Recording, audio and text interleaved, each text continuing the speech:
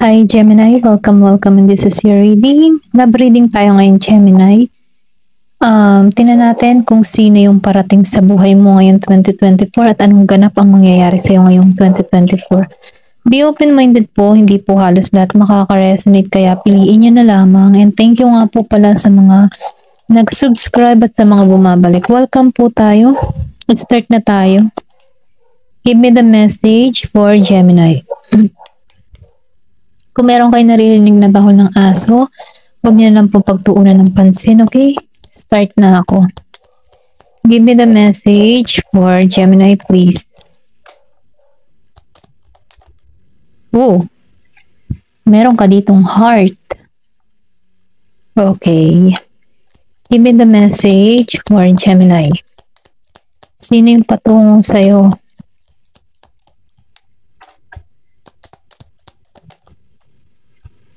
Three.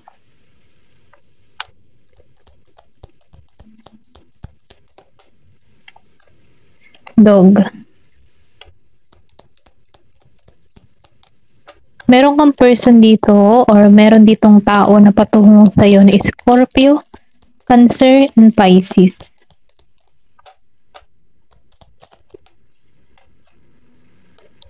Aries, Leo, Sagittarius. Excuse me po.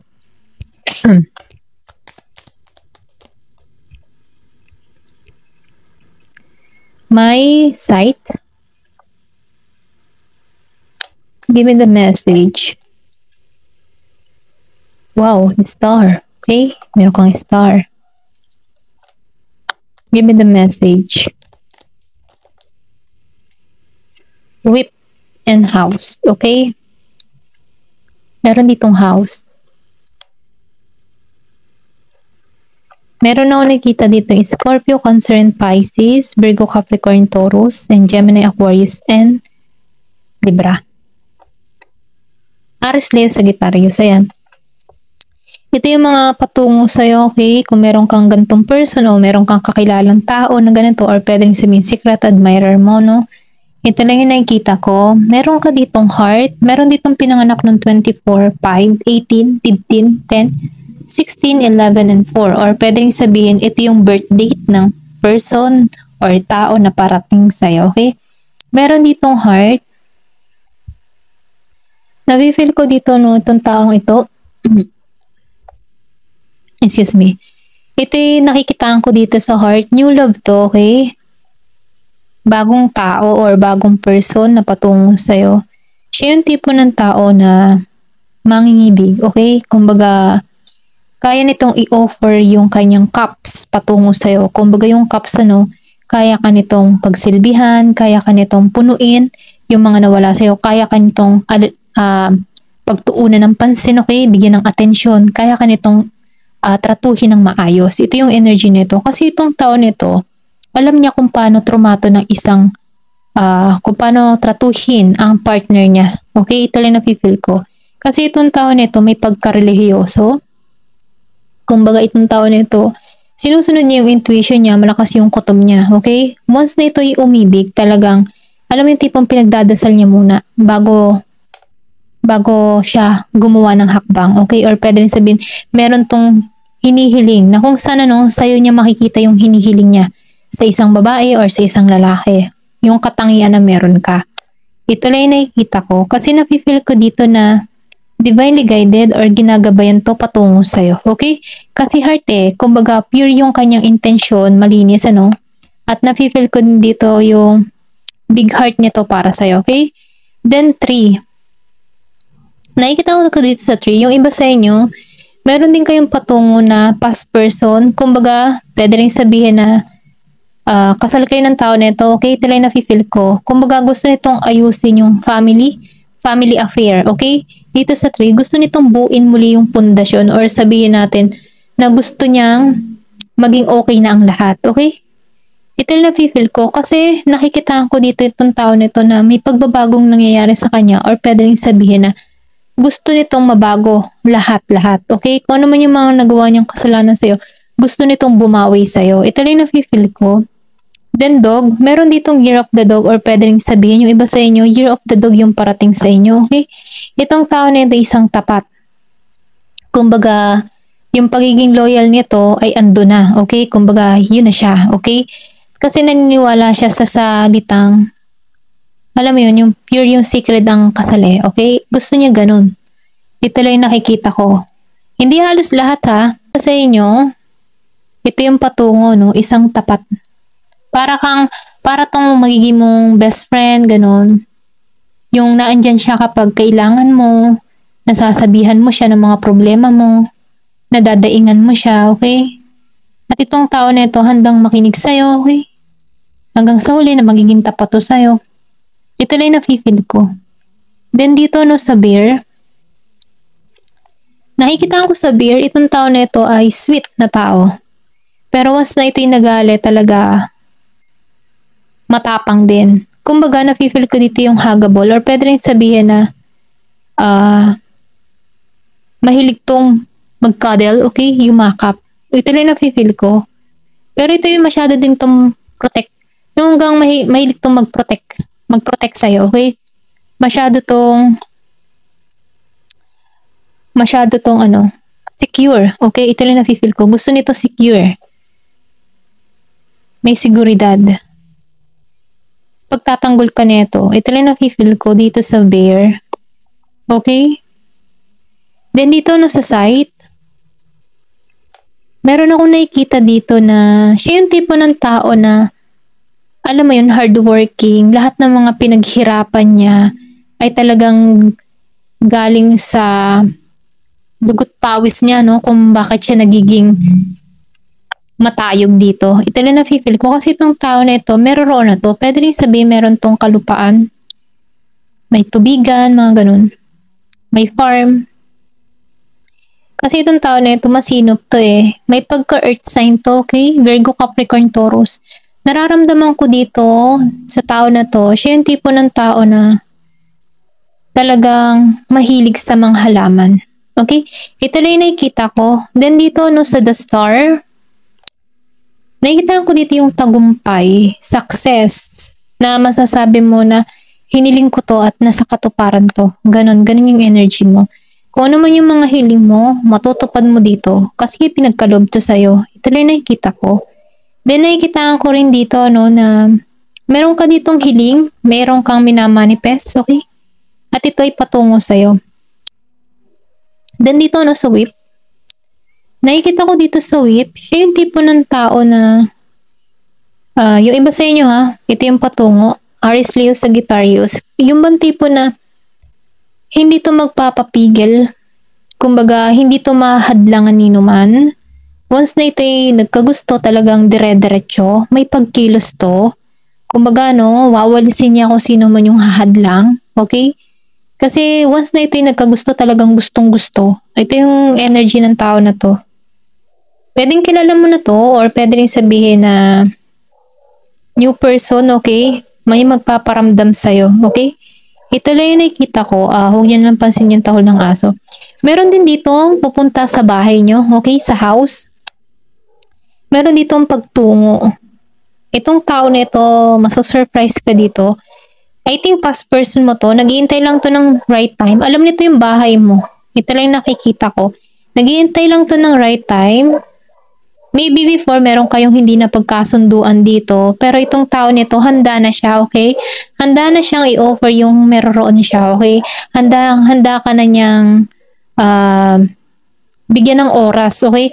Kung before hindi ka binibigyan ng oras nito or pwede rin sabihin ginose ka or hindi na nagparamdam, ganon, inabando na. Pero itong tao na ito, babalik to eh. Ito lang nakikita ko. Naghihintay lang to ng right time or pwede rin sabihin na meron kayong pangyayari na kung saan nagkahiwalay kayo dito na mas kailangan niyang unahin yung ibang bagay, okay? Pero nakikita ko dito kasi yung stability, pupunta to sa bahay mo. Ito lang yung nakikita ko, may pupunta sa bahay mo. Ayan. Meron 24, 5, 18, 15, 10, 16, 11, and 4. Tingnan pa natin kung ano yung karagdagang energy yung parating sa'yo. Ayan. Mahirap kasi itong balasahin eh, kaya ganto-ganto na lang tayo. Kasi bilog siya. Ayan. Give me the message. Sino yung parating o ano pang kaganapan na mangyayari sa'yo ngayong 2024? Ayan. Meron ditong mangyayari ngayong Mayo. Okay? Pwedeng sabihin May 24, May 5, May 18, May 15, May 10, May 16, May 11, May 4. Yung birth date ng tao na to. Yung patungo sa'yo. Okay? Or pwede rin sabihin may mangyari sa'yo ngayong Mayo 2024 sa mga nabanggit kong date. Okay? Meron ditong Year of the Horse. So, itong tao nito, siya yung tipo ng tao, na manlalakbay or pwede rin sabihin mahilig to mag-travel tong patungo sa'yo. Nafe-feel ko dito, meron ditong malapit na parating sa'yo, okay? Malapit na paglalakbay na tutungo sa'yo. Okay? Ito na yung nakikita ko. Pwede yung iba sa inyo nagpaplano mag-travel. Meron ako nakikita dito na malapit na makakaalis ng bansa. Yung iba sa inyo, hindi halos lahat. Give me more information. Pwedeng May. Basket. Sinasabihan ka dito sa basket. Ayan, sorry. Basket, yung lahat ng mga pinaghirapan mo ay magkakaroon ka na dito ng reward, okay? Kung ano man yung pinagsusumikapan mo, tinatrabaho mo, meron na ditong magandang bunga, okay? Aani ka na dito. Give me more information. Aani ka ng tagumpay, blessing, mga ganun. Inkpot. Then, yung iba naman sa inyo, yung iba sa inyong may problema, matatapos na. Okay? Mariresolbahan na yung mga problemang kinakaharap. Ayan. Give me more information for Gemini.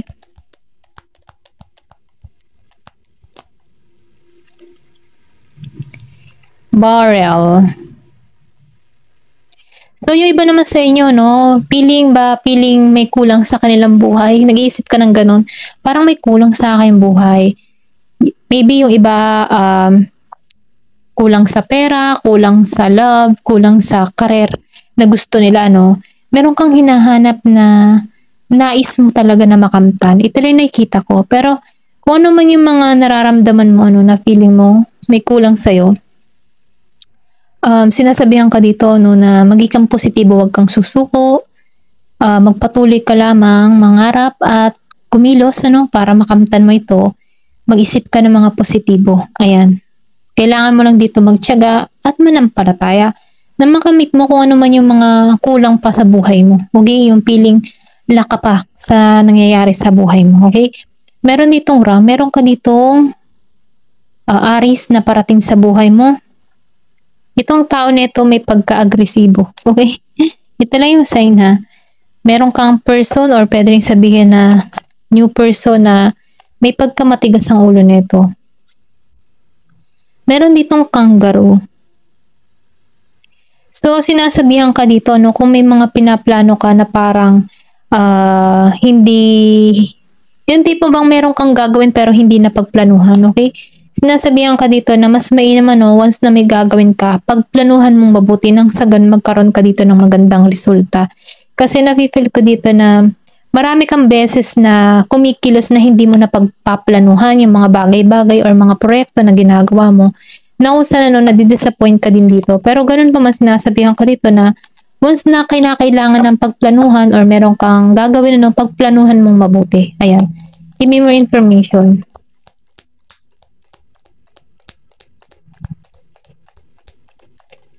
Tumalsik to. Meron ditong purse. So, sinasabihan ka dito, pag-ingatan ng iyong pera. Yung finance mo, kung meron kang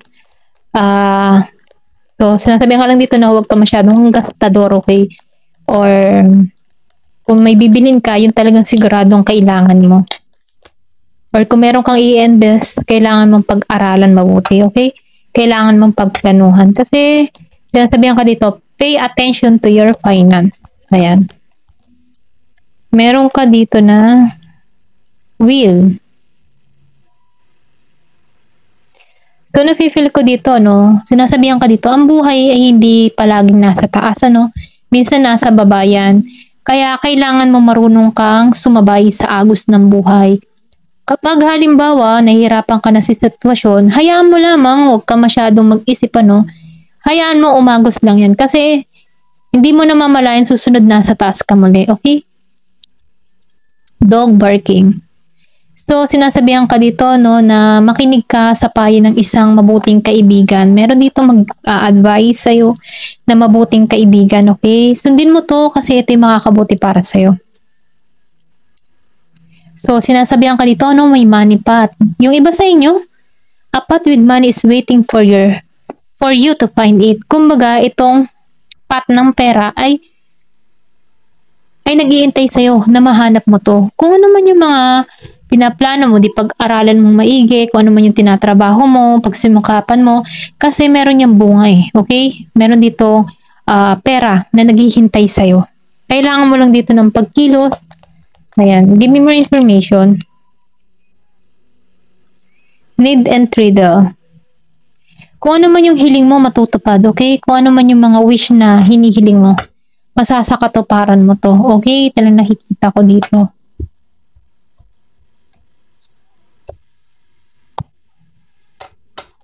Give me the message for Gemini. Ayan, meron ka ditong flowers. So, naghihintay sa iyong kaligayahan. Meron ditong mensahe parating sa iyo, no, na magbibigay sa iyo ng saya. Meron ka ditong jug. So, nakikitaan ko dito yung pagiging mong malaya. Nagkakaroon ka dito ng, alam mo yung tipo na wala kang alalahanin, walang bagabag. Kalmado lang, masaya lang yung buhay. Magkakaroon ka ng ganong experience na kung saan malaya kang gawin yung mga bagay-bagay na gusto mo. Okay? Kumbaga may kalayaan ka. Give me more information. Grasshopper. Meron ka ditong grasshopper. So, sinasabihan ka dito, no? Meron ditong balanse na parating sa'yo na kung saan, no, nakikitaan ko dito na kaya mo ma-handle na yung sitwasyon. Or pwede rin sabihin, balance na yung parating sa buhay mo. Give me more information. Maybe, sinubok ka din dito. Pero ganun pa man, no, matututunan mong i-balanse kapag aaralan mo siya. Na i-balance yung sitwasyon na meron, na tinatahak mo. Meron ka ditong high stock. So, sinasabihan ka dito, no, meron ditong karma eh. Kumbaga yung karma kasi dito, kapag depende yun sa gawa mo, no? Once na mabuti, yun din yung parating sa'yo. Once na masama, yun din ang parating sa'yo. Kumbaga, yung karma ay depende sa gawa ng isang tao. Ayan. Meron ka ditong axe. So, meron ditong gumagawa ng hindi maganda sa'yo, okay? Kumbaga, no, against siya sa iyo. Meron tong, sabihin natin na puwersa. Meron ditong something na tumutulak dito para gumawa sa'yo ng masama. Hindi ka nito gusto, okay? May tao dito na hindi nagkakagusto sa'yo, okay? Yung tipo na naiinis siya or pwede rin sabihin na pag nakikita ka niya, mabigat ang dugo niya sa'yo, ganun, okay? Pero ganun pa man ang galing, kahit meron ditong force na against sa'yo, masamang gawain, ano, meron ka ditong angel, kaya huwag ka mag-alala. Spiritual guidance. Protection from harm. Kumbaga, itong spirit angel mo, no, hindi ka nito pinababayaan, pinoprotektahan ka nito para hindi ka mapahamak. Katulad nito, no, sa mga puwersa na gustong gumawa ng hindi maganda sa'yo, yung ayaw sa'yo, okay, meron ditong puwersa. Pero ganun pa man, dahil may angel ka, hindi ka nito pinababayaan. Kasi, ang karma ay depende sa gawa ng isang tao. Okay, ito lang nakikita ko. Tingnan pa natin kung ano pa yung sign. Give me more information. Sino pa yung parating sa'yo? Ano yung mga sign na clue? Ano yung kanyang mga katangian? Give me more information. Nakikitaan ko dito, meron ditong gustong makipag-collaborate sa'yo. Gusto ko makilala. Gusto ko maka-teamwork. Excuse me. May friendship na parating. Ayan, tama na to at masyado nang madami. Meron ka ditong 3 of Cups.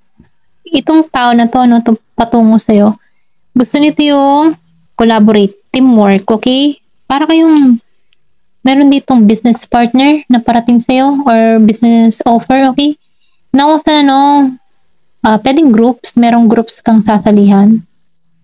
At nakikita ko dito na magiging kang masaya sa grupo na to, okay? Pwedeng dito mo makilala to sa group na sinasalihan mo. Wow, lumabas ang The Sun.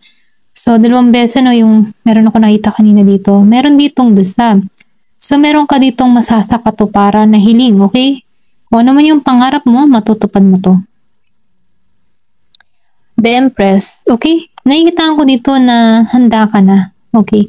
Yung tipo ba, kung ikaw ay merong anak, ikaw yung tipo ng tao na mapag-aruga, mapag-alaga, mahal mo yung anak mo, talagang inaayos mo yung sarili mo, maganda ka, talagang yung nurture mo para sa sarili mo at para sa anak mo, sa kalikasan, ganun yung energy mo, mabuting tao. The Pie. Yung iba sa inyo, meron kayong person, kung ikaw man isang lalaki, ito yung patungo sa'yo, the Empress. Yung ganong energy, nurturing, ganyan. Mahilig din sa pie. Meron ditong mahilig sa pie. O pwede rin sabihin gumagawa siya ng mga pie. Na, okay? Meron ditong kaibahan sa inyo. Kumbaga sa kaibahan nito, pwede rin sabihin na umaga ngayon, gabi sa kanila. Okay? May difference. Kumbaga yung oras. Kasi nakikita ko dito yung magkaibang lugar. Okay? The cake. So, nakikita ko dito na meron ditong sweet talker. Sweet message na parating sa'yo. Na magbibigay sa'yo ng masayang pakiramdam, masaya, renewal, fresh, ganon. May pagka-cool. Meron ditong pizza. Pwede itong tao na ito mahilig sa pizza or pizza lover, mga ganun ba? The Moon. So, nakikita ko dito sa The Moon, yung pagka-feminine energy nito, na kung saan yung emotion nito may pagka-sensitive, may pagka-impact, emotional siya. Okay? Kumbaga, marunong itong makiramdam. Ito lang yung nakikita ko. Meron ditong The High Priestess. So, meron ditong spiritual na patungo sa'yo. Itong tao nito, malakas yung intuition nito, malakas yung kutob nito. Nakikita ko dito yung may alam mo yun, yung tipo na madasalin, spiritual awakening na siya. Ito lang nakita ko, yung emotion niya. Okay? Kasi dito sa The Moon, the High Priestess, pinagsabay pa. So, nafe-feel ko dito yung pagka-divine feminine nito, okay? Madasalin. Then, nakikita ko dito, lihim pa to patungo sa'yo. Meron ako nakikita dito na Aries, meron din kang patungo dito na Scorpio, Cancer, and Pisces. Then, meron din ako nakikita ditong Pisces, okay? Dito sa High Priestess. Meron ditong cheat day, so, sinasabihan ka din dito, meron ka din ditong past person na patungo sa'yo yung nanloko sa'yo, sweet talker, okay? Dinadaan ka sa mga bola-bola, sa mga matatamis na pananalita, okay? Pero ganun pa man, ingat ka pa rin kasi meron ditong lightning, okay? Kumbaga, babala. Meron ditong sushi. So, itong tao na ito mahilig sa sushi, okay? Tingnan pa natin. Give me more information. Meron ka ditong love. Ito yung patungo, like, gusto ka niya, love ka niya. Umaasa to, hope. True, okay, totoo to. Rich. Patungo to sa'yo kasi merong bahay ako Meron kang past person na patungo din sa'yo. Pupuntahan ka niya. Meron ditong like. True, lumabas na true. Cool, yung sinabi ko kanina, cool. Confirmation. Meron ditong China. Then, nagkakaroon na to ng transformation. Meron ditong love, 2 beses lumabas yung love. So, love nyo yung isa't isa, okay? Pareho kayo nagmamahalan dito. Meron ditong personal growth na nagaganap. Then, star, 2 beses lumabas ang the star, yung kanina, okay? Tagumpay. So, meron ditong spaceship, so may need travel. May kaibahan sa inyo. Meron din dito, friendly. Palakaibigan siya. Okay? Ito nyo makikita sa 3 of Cups. Friendly. Sa pagkaibigan. Spoon. Love ka neto. Confirmation. Mahal ka neto. Meron dito na buntot ng ayan isda. So, nafe-feel ko dito yung fertility. May magbubuntis. Expansion, paglago. Then, nafe-feel ko din dito yung pagiging mong may sexual dito, okay? Ayan. Meron ditong V, victory. Dalawang V, victory, VV. May VV. May F. Yan yung letter ha. V, victory, F, N, D. May D. K, Z, S, H, and A. Okay? Meron ditong ash. Ash. Then, N. Meron din ditong N. Letter N. Merong 38 years old, 30, 37, 32, 33, 30, 35, 34. Okay? Ito lang nakikita ko. Meron din ditong 22, 24, 20, 23, 27, 28. Then meron din dito na 45, 42, 40, 43, 47, 48, 52, 50, 53, 57, 58, and 50. Okay? Ito lang yung nakikita ko na edad. Then, meron ditong nag-work in factory. Pwede sa Japan kasi may sushi dito. Or Korea, no? Old, meron ditong may edad na. Napatungo sa'yo. Eyes. Okay, gusto nitong mata mo. Maybe ang ganda-ganda ng mata mo. May pagka true love. Yan, lumabas ang true love. Dalawang beses lumabas ang true. Tapos lumabas ang true love. Tapos love. Dalawang beses din lumabas ang love. Confirmation. Soulmate. Soulmate ang parating sa'yo. You're beautiful. Diba? Ganda mo. Rich man. Okay, meron din ditong mayamang lalaki. Broken. Meron din ditong broken. I think ito yung past mo. Broken-hearted siya. Kaya siya tutungo sa'yo.